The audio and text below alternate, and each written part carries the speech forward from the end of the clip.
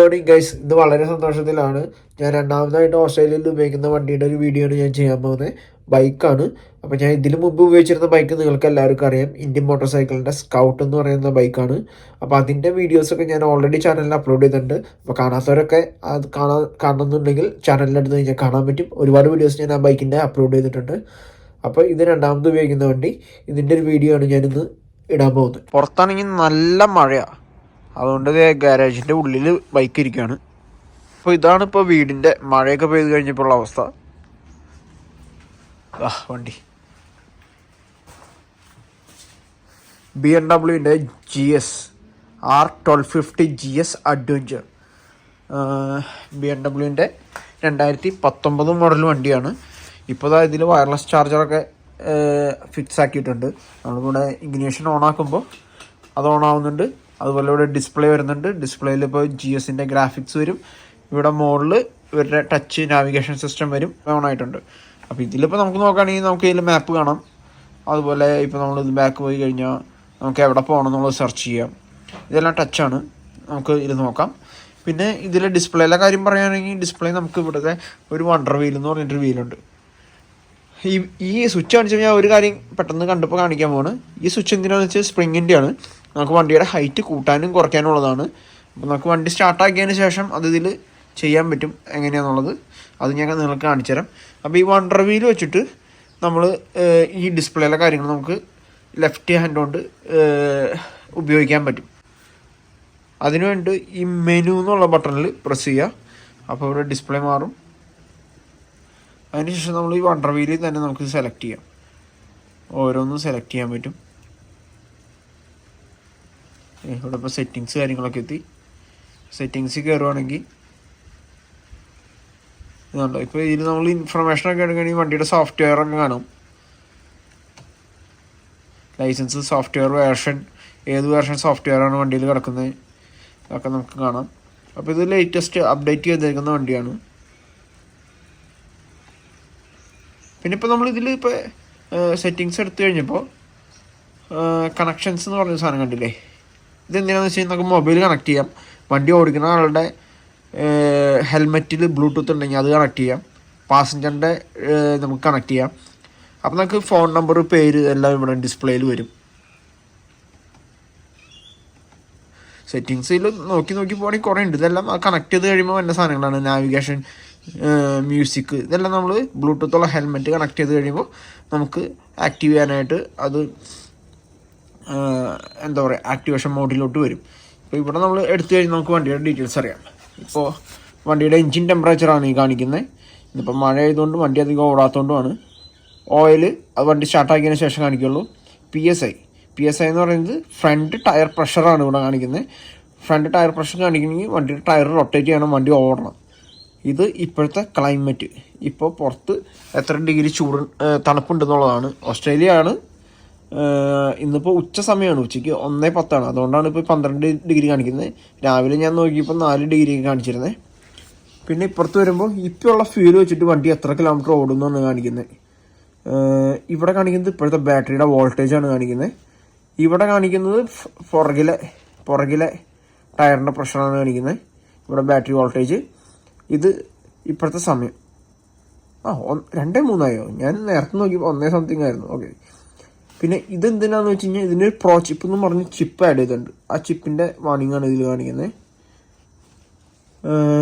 പിന്നെ ഇത് വണ്ടിയുടെ ടോട്ടൽ കിലോമീറ്റർ ഇപ്പം 48,447 കിലോമീറ്റർ ആയിട്ടുണ്ട്. വണ്ടി ഏകദേശം 50,000 കിലോമീറ്റർ ആവാറായിട്ടുണ്ട്.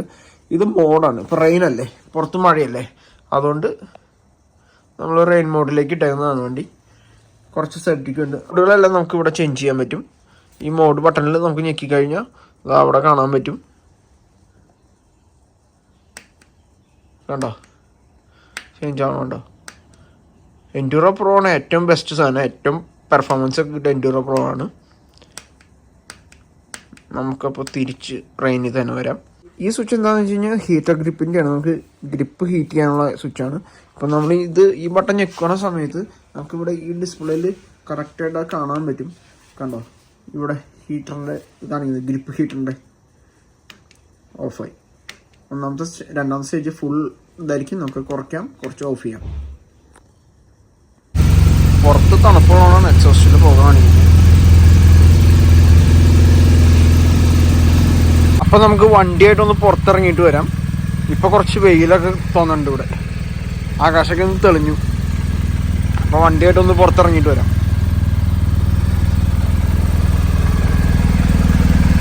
പക്ഷേ ടെമ്പറേച്ചർ താന്നു 11 ഡിഗ്രി ആയി. Engine temperature 50 degree. അത് സ്റ്റാർട്ടാക്കിയിട്ടാണ്.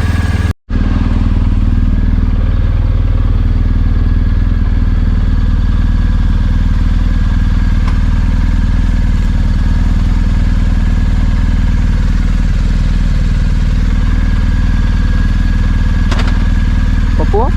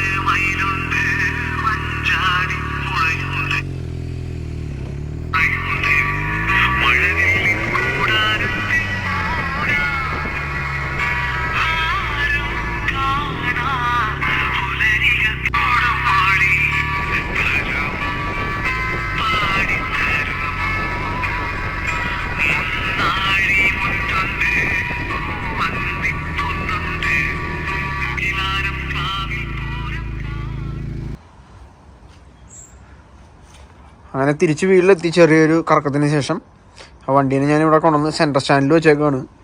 സെൻട്രൽ സ്റ്റാൻഡിൽ വെച്ച് കഴിയുമ്പോൾ വണ്ടിക്ക് ഒരു പ്രത്യേക ഭംഗിയാണ്. പിന്നെ ഈ വണ്ടി ആയതുകൊണ്ട് സെൻട്രൽ സ്റ്റാൻഡ് വെക്കാനും ഭയങ്കര എളുപ്പമാണ്.